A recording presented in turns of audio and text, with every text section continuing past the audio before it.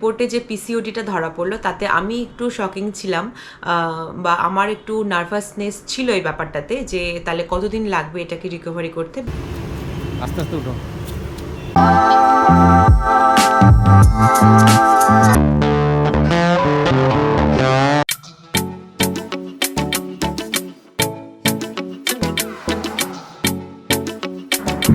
Hey everyone, good morning, welcome back to our channel to another new blog. তো সকালবেলা ready হয়ে গেছি, আর তার সাথে একটু ল্যাপটপে কাজ করছিলাম, একটু অফিসের পেন্ডিং কাজ পড়েছিল।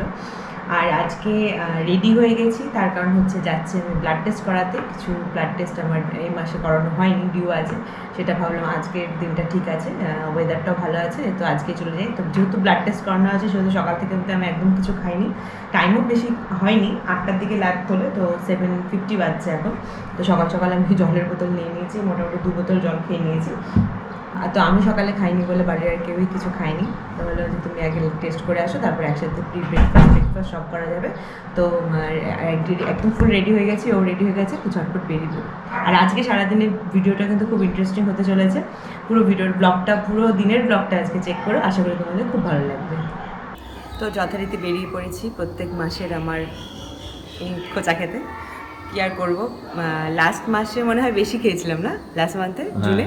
এই মান্থে একটু কম আছে, এবারটাই লাস্ট, তারপর আবার নেক্সট মান্থ। তো চলো যাই, খোঁচা খেয়ে আসি।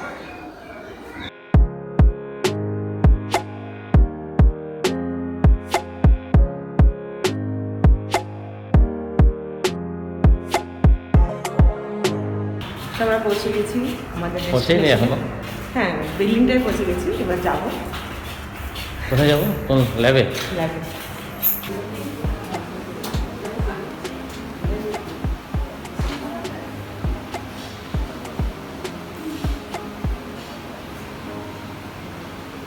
ফিলিং কেমন হতে পারে সকালবেলা না খেয়ে?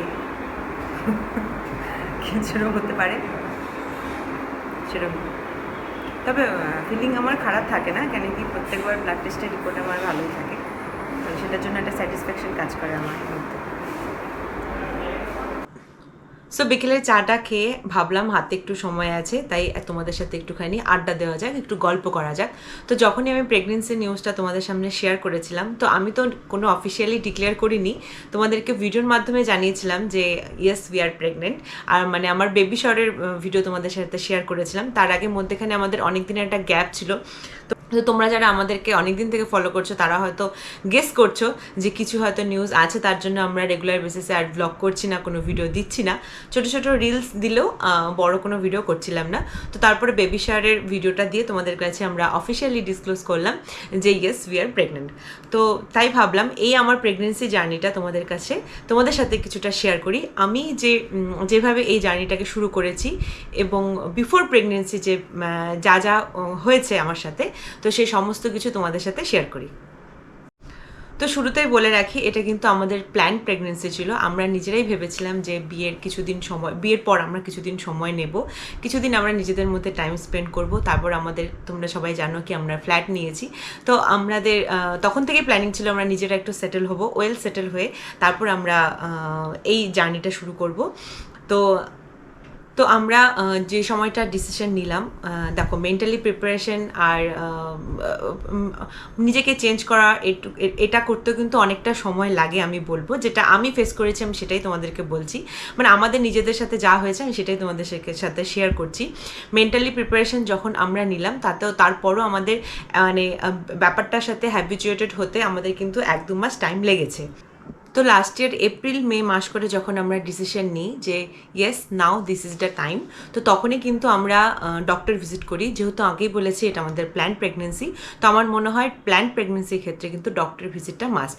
তো ডক্টর ভিজিটের জন্য আমরা ফার্স্টে যে ম্যাডামকে আমরা চুজ করে নিয়েছিলাম, তিনি কিন্তু আমার একদম পরিচিত একজন ডক্টর, বেস্ট গাইনোকোলজিস্ট শিলিগুড়ির মধ্যে। আমার তো মনে হয় আমার ওনার সাথে পার্সোনালি ভিজিট করে, ওনার সাথে এর আগে আমি যেহেতু একই আমরা প্রফেশনে আছি সেহেতু ওনার সাথে আমি এর আগেও ডিল করেছি, কাজ করেছি ওনার সাথে। আমার খুব ভালো মানে ফিডব্যাক আমি দিই অ্যাটলিস্ট। তো ম্যাডামের কাছে যখনই আমরা ফার্স্ট যাই ভিজিট করি এই ব্যাপার নিয়ে, তো ম্যাডাম কিন্তু তখন আমাদের কিছু ব্লাড টেস্ট এবং ইউএসজি সাজেস্ট করে। তো সেই প্রচুর ব্লাড টেস্ট সাজেস্ট করে ম্যাডাম আমাকে। তো আমি কিন্তু তাতে কোনো সারপ্রাইজ হইনি, বিকজ আমি এই কারণেই ম্যাডামের সাথে দেখা করতে গেছিলাম, ম্যাডামের সাথে চেক আপ করাতে গেছিলাম, যাতে উনি আমাকে সমস্ত রকম টেস্টগুলি দেয়। এবং আমিও চেয়েছিলাম যে এই টেস্টগুলি করার পর আমার যদি কোনো ব্লাডের এদিক ওদিক থাকে বা কোনো কিছু রিপোর্ট থাকে, কোনো টেস্ট, কোনো যদি চেঞ্জেস করা দরকার হয় বা কোনো মেডিসিন নেওয়া যদি দরকার হয়, তাহলে আমি সেটা আগে থেকেই সেটা শুরু করব এবং একদম নিজেকে একদম কিওর করে তারপর আমি এই জার্নিটা শুরু করতে চাই। তো ম্যাডামের প্রেসক্রিপশনে লিখে দেওয়া টেস্ট অনুসারে আমি কিন্তু সমস্ত ব্লাড টেস্টগুলো করাই। উনি আমাকে থাইরয়েড, কোলেস্টেরল, হিমোগ্লোবিন সমস্ত কিছু টেস্ট দিয়েছে। আমি কিন্তু তাতে একটু অবাক হইনি, আমি বরং খুশি হয়েছি যে হ্যাঁ, এতগুলো ব্লাড টেস্ট করে কিন্তু আমি সত্যি নিজে ফিট আছি কিনা সেটা আমি জানতে পারবো। তার সাথে সাথে উনি একটা ইউএসজিও দিয়েছিল, যাতে আমার ইন্টারনাল কোনো প্রবলেম আছে কি নেই সেটা যেন ধরা পড়ে। তো ম্যাডামের প্রেসক্রিপশনে লেখা মতন যা যা টেস্ট উনি দিয়েছেন সেগুলো আমি করাতে চলে যাই। এবং তার সাথে উনি একটা আমাকে ইউএসজিও রেকমেন্ড করেছিলেন, যেহেতু ইন্টারনাল কোনো যদি কিছু ব্যাপার থেকে থাকে তাহলে কিন্তু সেটা আইডেন্টিফাই হয়ে যাবে এবং সেই হিসাবে আমি আমার নেক্সট স্টেপে যেতে পারবো। তো ব্লাড টেস্টে কিন্তু আমি একদম আমরা রিপোর্টটা পেয়ে খুব হ্যাপি ছিলাম, কিন্তু আমার কোনো রকম ব্লাডের কোনো প্রবলেম ছিল না। থাইরয়েড বলো, হিমোগ্লোবিন বলো, সব কিছু আমার একদম পারফেক্ট ছিল, যে রেঞ্জে থাকার কথা সেটাই ছিল। ম্যাডাম কিন্তু রিপোর্ট দেখে খুব খুশি হয়েছিলেন এবং আমাকে কনগ্রাচুলেশন জানিয়েছিলেন যে হ্যাঁ, তোমার ব্লাড টেস্টে একদম ওকে আছে, এবার তুমি ইউএসজি রিপোর্টটা দেখে নাও you can go for next step. তো তারপর ইউএসজি রিপোর্টটা যখন দেখতে পাই তখন আমরা জানতে পারি যে পিসিওডির একটা প্রবলেম হয়েছে, যেটা এখন হয়তো তোমাদের সবার কাছে নোন একটা টার্ম পিসিওডি। 95% মেয়েদের মনে হয় আমার এই সমস্যাটাই রয়েছে, পিসিওডির প্রবলেম। তো সেটা শুনে আমি সত্যি একটু হলেও শকিং হয়েছিলাম, কেন কি তার আগে যে আমি ইউএসজি করেছিলাম, মানে তার 6 মাস আগে আমি একটা ইউএসজি করেছিলাম, তখন কিন্তু আমার সমস্ত কিছু প্যারামিটার ওকে ছিল। বাট যখন আমরা প্ল্যান করলাম, তখন যখন ইউএসজি করাতে গেলাম, বিফোর প্রেগনেন্সি যখন ইউএসজি করাতে গেলাম, তখন কিন্তু আমার এই পিসিওডির প্রবলেমটা ধরা পড়লো। তো তারপর যখন ইউএসজি করালাম, তখন যখন জানলাম যে পিসিওডির প্রবলেমটা রয়েছে, তখন একটু হলেও তো শকিং হয়েছি। প্লাস বাট ম্যাডাম আমাকে ফুললি স্যাটিসফাই করেছে যে তুমি বাস তোমার রুটিনের একটা হেলদি রুটিনে আসো। দেখো, আমরা তো এখনকার ডেলিকার এতটা ব্যস্ততার শিডিউলে কিন্তু হেলদি রুটিন মেনটেন করা খুবই ডিফিকাল্ট হয়ে যায়। আমাদের খাওয়া দাওয়ার রুটিনটা, আমরা বাইরে খাবার খাচ্ছি, ফ্রাই জিনিস খাচ্ছি, বা খাওয়া দাওয়ার মধ্যে একটা গ্যাপ পড়ে যাচ্ছে, বা আমরা লেট নাইট ঘুমোচ্ছি আর একটু দেরি করে উঠছি, এই সমস্ত কিছু প্রবলেম কিন্তু পিসিওডি হয়। বেসিক্যালি মেয়েদের এই প্রবলেমগুলো পিসিওডির কারণ। তো ম্যাডাম আমাকে ইনফ্যাক্ট যে রেডিওলজিস্ট ছিলেন আমার, যার কাছে আমি ইউএসজি করিয়েছিলাম, তিনিও আমাকে বলেছিলেন যে তুমি নিজের রুটিনটাকে একটু চেঞ্জ করো আর একটু ওয়েট লুজ করার চেষ্টা করো, আই হোপ সব কিছু ঠিক হয়ে যাবে। তো ইউএসজি রিপোর্টে যে পিসিওডিটা ধরা পড়লো, তাতে আমি একটু শকিং ছিলাম, বা আমার একটু নার্ভাসনেস ছিল এই ব্যাপারটাতে, যে তাহলে কতদিন লাগবে এটাকে রিকভারি করতে। বাট আমার ডক্টর কিন্তু আমাকে একদম 100% শিওর জানিয়েছিল যে এটাই হয় বেসিক্যালি প্ল্যান প্রেগনেন্সিতে। এরকমটা একদমই হয় না যে তুমি চাইবে আর সাথে সাথে কনসেপ্ট করে যাবে, এটা জাস্ট এটা কোনো ম্যাজিক্যাল প্রসেস নয়। তখন আমি তো ভালো করেই বুঝে গেছিলাম। তো ওনার কথা মতন আমাকে উনি মেডিসিন সাজেস্ট করে, যাতে আমার এই প্রবলেমটা জলদি রিকভারি হয়ে যায়। তার সাথে কিছু আমাকে আয়রন, ফলিক অ্যাসিডও খেতে বলে, সেটা আমি কন্টিনিউ করি। তারপর উনি আমাকে এই মেডিসিনগুলো মোটামুটি 3-4 মাসের মতন কন্টিনিউ করতে বলেছেন, এবং উনি আমাকে আশ্বাস সেটাও দিয়েছেন যে বেসিক্যালি এটা এরকম প্রেগনেন্সির ক্ষেত্রে কিন্তু 6 মাস থেকে 8 মাসের মধ্যে যারা ট্রাই করে তাদের মধ্যে প্রেগনেন্সি, মানে কনফার্ম প্রেগনেন্সি চলে আসে। জেনারেলি 3% মানুষের ক্ষেত্রে এরকম হয় যারা চাইলেও আর জাস্ট প্রেগনেন্ট হয়ে গেল। তো আমি নিজেকে সেই পার্সেন্টেজের মধ্যেই রেখেছিলাম যারা 6 মাস থেকে 8 মাসের মধ্যে কনসেপ্ট করে নেবে, আর হোপফুলি আমি সেটাও করতেও পেরেছি। তো থ্যাংক গডকে আমাকে তারও বেশি ডিলে করতে হয়নি। তো তারপর পরপর দুবার আমি কিট টেস্ট করে দেখি যে না, নেগেটিভ এসেছিলো। বাট দুবারে আমি একটুখানি হোপলেস হয়ে গেছিলামও, বাট স্টিল আমার মধ্যে একটা বিশ্বাস ছিল যে না, কোনো অসুবিধা নেই, সব ঠিক আছে, যখন ভগবান সব কিছু ঠিকঠাক করবে। তো দেন আমি জানুয়ারি মাসে যখন ফার্স্ট কিট টেস্ট করি, দুবার ফেল হয়ে যাওয়ার পর জানুয়ারি মাসে আমি আবার কিট টেস্ট করি, তখন আমার একটু হলো কনফিডেন্স লেভেলটা একটু বেশি ছিল যে হ্যাঁ, এখন হয়তো আমি এই রুটিনেই যেহেতু চলছি, আমি যেহেতু রুটিন একটুকু ব্রেক করিনি, তো এখন হলেও চান্স হলেও হতে পারে, বাট হ্যাঁ সেটাই হয়েছে। জানুয়ারি মাসে আমি প্রথম কিট টেস্ট করে আমি দেখতে পারি যে সেই ম্যাজিক্যাল দুটো লাইন আমি দেখতে পাই।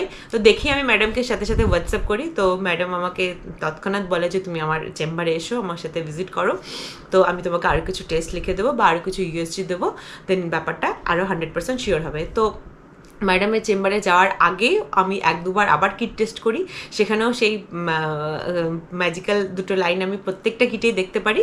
তারপর অ্যাজ ইউজুয়াল আমি ম্যাডামের কাছে ডক্টর ভিজিট করি। ডক্টর ভিজিটের পর উনি আমাকে কিছুদিনের গ্যাপে, যেহেতু ওই সময়টা ইউএসজি করা সেফ নয়, ওই জন্য কিছুদিনের গ্যাপে কিন্তু উনি আমাকে একটা ইউএসজি দেয়। উনি কিন্তু আর কোনো মানে কনফার্মেশনের জন্য আর কোনো টেস্ট দেয়নি, বিকজ আমার লাইনিংটা এতটাই মানে ডিপ ছিল যে উনি 100% শিওর ছিল যে হ্যাঁ এবার আমি কনসেপ্ট করে গেছি। তো উনি আমাকে মানে আমার কিটের রিপোর্ট, টেস্টের রিপোর্টটা মানে হোয়াটসঅ্যাপে ফটো দেখেই উনি আমাকে কনগ্রাচুলেশন জানিয়ে দিয়েছেন। তো আমার খুব মানে হ্যাপিয়েস্ট মোমেন্ট ছিল ওটা, আর আমার সব সারা জীবন মনে থাকবে যে ডক্টর যখন আমাকে কনগ্রাচুলেশন জানালো, ওটা সব থেকে আমার হ্যাপি মোমেন্ট ছিল। তো তারপর কিছুদিনের গ্যাপ দিয়ে আমি যখন ইউএসজি করাই, তো তখন পুরো ব্যাপারটাই ক্লিয়ার হয়, কত উইক হয়ে গেছে সেটাও চলে এসছে, এবং আমার এক্সপেক্টেড ডেলিভারি ডেটটাও কিন্তু তখন আমি পেয়ে গেছি। তো একে একে তারপর ম্যাডামে যা যা আমাকে মেডিসিন প্রেসক্রাইব করে সেগুলো উনি করে দিয়েছেন, প্লাস কিছু কিছু আমাকে রেস্ট্রিকশন মানতে বলেছে, সেগুলো আমাকে উনি লিখেই দিয়েছে সব কিছু। আর তার সাথে সাথে ওই সময়টা যে মেডিসিন, খুব একটা মেডিসিন আমাকে নিতে হয়নি, যেহেতু আমার সমস্ত কিছু প্যারামিটার ঠিক ছিল। শুধুমাত্র যখন আমি কনসিভ করার আগে আমার থাইরয়েড লেভেলটা একদম নর্মালি ছিল, বাট কি বলতো, যখন আমি কনসিভ করি তখন থাইরয়েড লেভেলটা ওই সময়ের জন্য একটু হাই ছিল।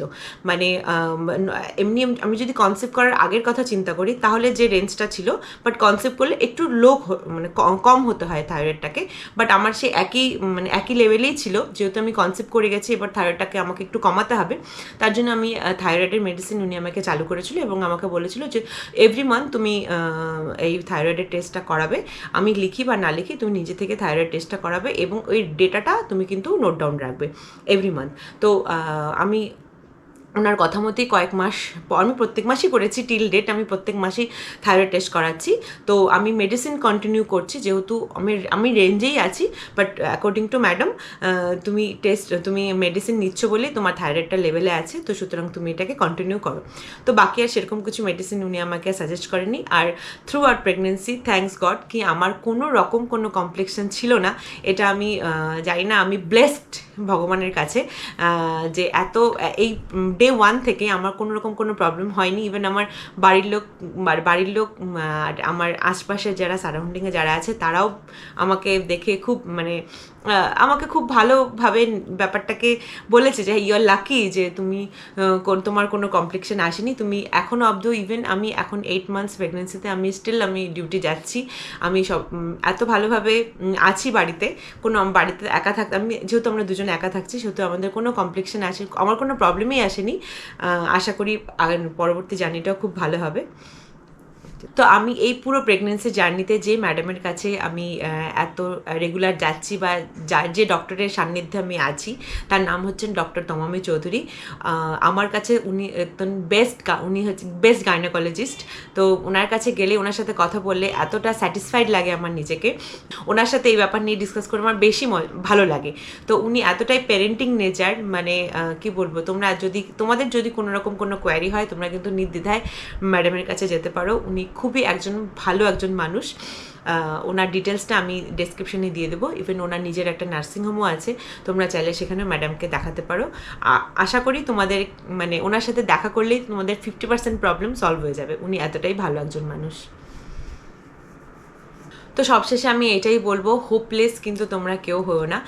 আমি জানি সবার স্টোরিটা একরকম নয়, আমি হয়তো আমার নিজের স্টোরিটা বললাম, তোমাদের অনেকের স্টোরি হয়তো আরও স্মুথ জার্নিটা, বাট আমার যেরকম যে ফেসে আমি যেরকম যা ফেস করেছি পুরো জার্নিটাতে, সেটাই তোমাদের সাথে শেয়ার করলাম। তোমাদের সাথে কারোর সাথে সেটা মিলতেও পারে, কারোর সাথে নাও মিলতে পারে, বাট পিসিওডি নিয়ে কিন্তু ভয় পাওয়ার কিছু নেই, এটা আমি বারে বারে বলছি। এটা একটা ন্যাচারাল কমন ব্যাপার একটা, সেটা 99% মেয়েদের মেয়েদেরই মনে হয় এই জিনিসটা হয়ে থাকে, সেটা নিয়ে ভয় পেয়ে বা অযথা টেনশন করে বা লোকে কি বলবে, তুমি যেমন হতেই পারে লোকে অনেক কিছু অনেক রকমের ভেবে বসে থাকে, তো সেটা নিয়ে জাস্ট তুমি পাত্তাই দেবে না, তুমি তোমার রুটিনটা চেঞ্জ করো, তুমি তোমার নিজস্ব রুটিনে আসো, আশা করি সব কিছু ঠিক হয়ে যাবে। এটা নিয়ে অযথা ভয় পেয়ে বা মানে কাউকে কিছু না না বলে নিজের মধ্যে জিনিসটাকে রাখার থেকে আমার মনে হয় ডক্টরের কাছে যাও, ডক্টর ব্যাপারটাকে খুব স্মুথলি সলভ করে দেবে, এটা একদম নর্মালি ব্যাপার। তো আমার মনে হয় এটা নিয়ে ভয় না পেয়ে তোমরা এই জার্নিটাকে আরও এনজয় করো। এটা সত্যি খুব সুন্দর একটা জার্নি। আগে হয়তো আমিও ভাবতাম এই জার্নিটা আসবার আগে যখন আমরা প্ল্যান করছিলাম তখন হয়তো ভাবতাম যে কিভাবে এই জার্নিটা আমি কন্টিনিউ করব, বা ভয় যে ভীতি একটা অন্যরকমের একটা ফেস, সেটা নিজেদের মধ্যে যে চেঞ্জেসগুলি আনা সেটা নিয়ে একটু ওয়ারিড ছিলাম।